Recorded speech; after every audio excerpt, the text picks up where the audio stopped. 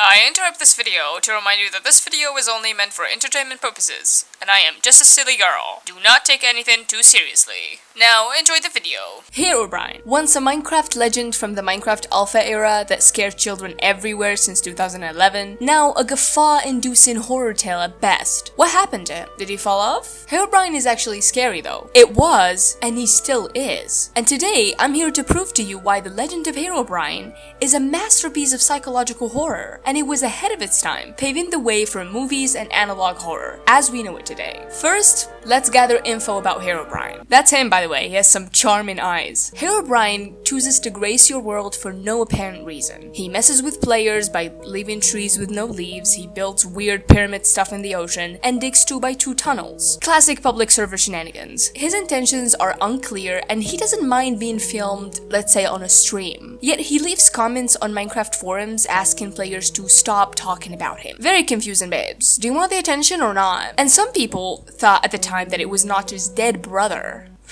Listen, I think it's pretty safe at this point in the video that I'm taking all the info I have about Herobrine at face value. I don't care if it's fabricated or ridiculous. I'm gonna treat it as canon to create a character ID for our psychological horror monster. Speaking of psychological horror, here's a recipe to create a psychological horror monster, and the legend of Herobrine follows it perfectly actually. 1. Obviously, the horror element. It should be psychological, basically not based on gore or blood. The best way to do this is to depend on the Maslow hierarchy of needs. It's basically a pyramid. At the bottom, there's physiological needs, like air, water, food, shelter, all that stuff. And then safety needs, and then love and belonging, which includes friendships and family and intimacy and stuff like that. There's esteem, and then self-actualization. Herobrine is scary because it tackles the second and third level, safety and belonging. Think about it from the perspective of a child. Your parents always warn you to not use the internet the wrong way.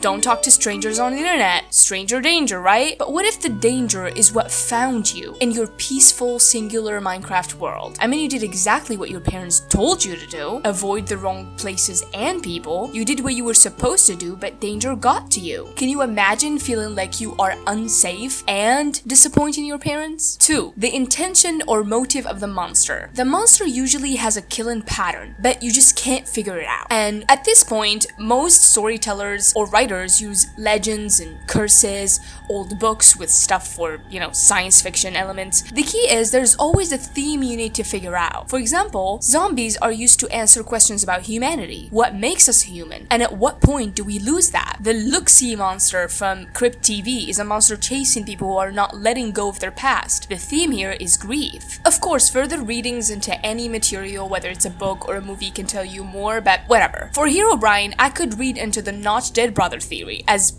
ridiculous as it might sound. And I could ask 2 questions. If Herobrine is a result of Notch coding his dead brother into the game, does that tell us that Notch is grieving and is attempting to keep his brother's legacy alive? Is that the theme we have on our hands? Grief? And 2, how did Notch infuse his brother's something into the game code? This is some FNAF type shit. Is Notch the first coder wizard? He sure looks the part. And finally, the third point is not really about the monster itself, but about the characters getting targeted by it. They need to be somewhat relatable. You need to look at them and say, oh, I'm rooting for you.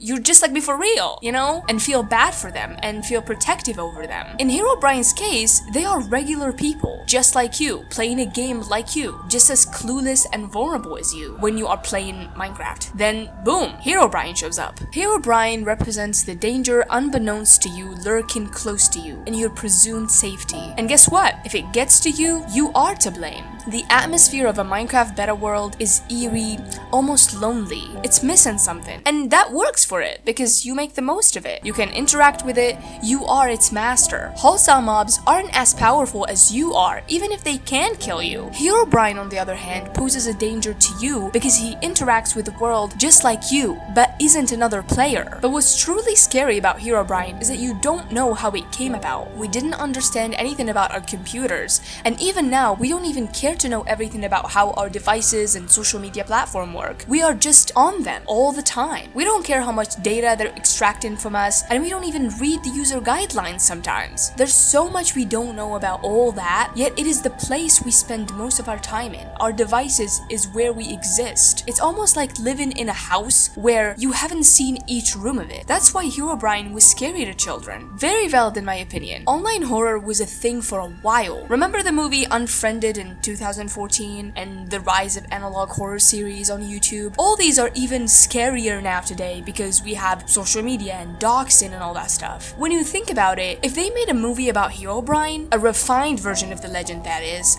it would be a banger. And if he followed you into real life, it would be a snail following you forever type situation. You just have to continue running. Like burn your PC and live on an island or something. But what do you think? How would a movie version of Herobrine look like?